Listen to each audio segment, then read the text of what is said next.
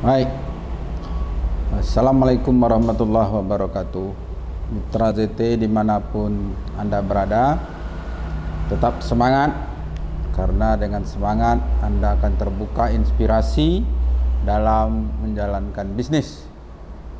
Dengan terbukanya inspirasi itu, maka bisnis Anda akan menemui solusi-solusi setiap permasalahan yang terbaik. Kali ini kita akan membincangkan tentang suatu upaya dalam menagih hutang, tetapi bukan menagih hutang melalui debt collector. Selama ini jika ada orang yang berprofesi menagih hutang, itu dinamakan dengan debt collector. Bincangan kita kali ini, penagihan hutang itu bukan dilakukan oleh debt collector, karena melalui debt collector ini sering dilakukan dengan cara-cara yang anarkis, bukan menyelesaikan masalah, tapi masalah baru timbul.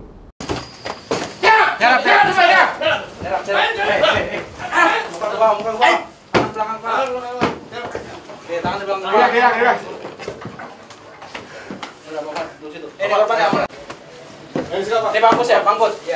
Beri. Tolong diamankan. Korban nih, korban diperiksa. Jam berapa? Korban. Bawain apa ya? Dua dus.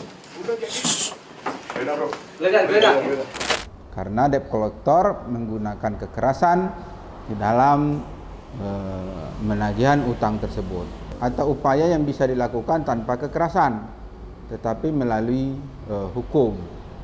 Nah, di tengah pandemi saat ini, banyak perusahaan-perusahaan yang mengalami gagal bayar terhadap invoice atau hutang-hutangnya, sehingga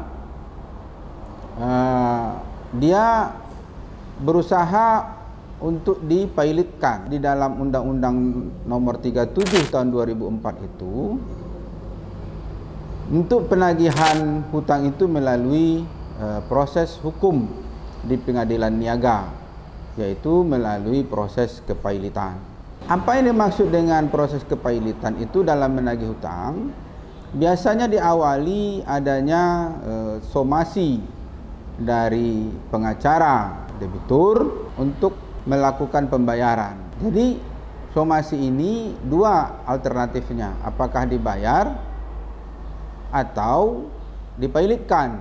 Mendengar pailit ini biasanya para perusahaan itu akan berpikir dua kali, sebab jika sebuah perusahaan dinyatakan pailit, maka dia akan berhadapan dengan suatu kenyataan, suatu keadaan, nanti perusahaannya itu tidak bisa lagi dia kelola, tetapi dikelola oleh pihak lain, dalam hal ini kurator. Jadi biasanya proses pailit ini sangat dihindari. Nah, di dalam peristiwa pandemi seperti ini, upaya pailit ini terutama kepada perusahaan-perusahaan yang besar yang belum membayar hutangnya, biasanya dilakukan dengan proses tuntutan pailit. Berbeda dengan para debt collector tadi, dalam kurator ini diawali dengan adanya proses tuntutan pailit ke pengadilan niaga. Jadi bukan kepada pengadilan negeri. Jadi di dalam proses ini ada tugas kurator sementara dahulu. Jadi kurator sementara ini berusaha untuk melihat kemungkinan perusahaan yang akan pailit ini agar jangan sampai mengalihkan hartanya.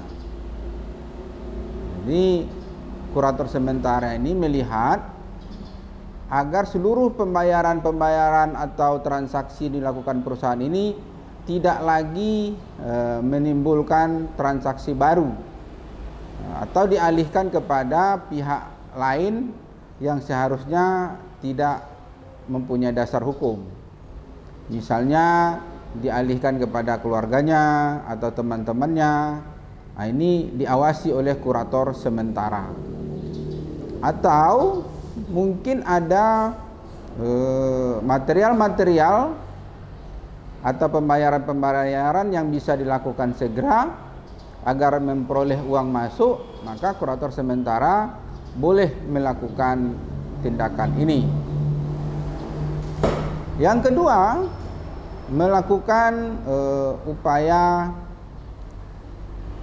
PKPU, penundaan kewajiban pembayaran utang. Jadi pengurus dalam hari ini belum menjadi kurator, pengurus boleh bertindak untuk melakukan pengurusan kepada kreditur ini. Karena apa? Karena dia mungkin mau membayar hutangnya, tetapi minta jangka waktu. Nah, di dalam proses PKPU ini mungkin ini akan lebih baik daripada dilakukan tindakan pilot. Misalnya meminta waktu penundaan pembayaran selama 3 bulan. Nah, jika para kreditur menyetujui tindakan ini, maka disepakatilah 3 bulan ini diberi masa kepada debitur agar membayar hutang-hutangnya.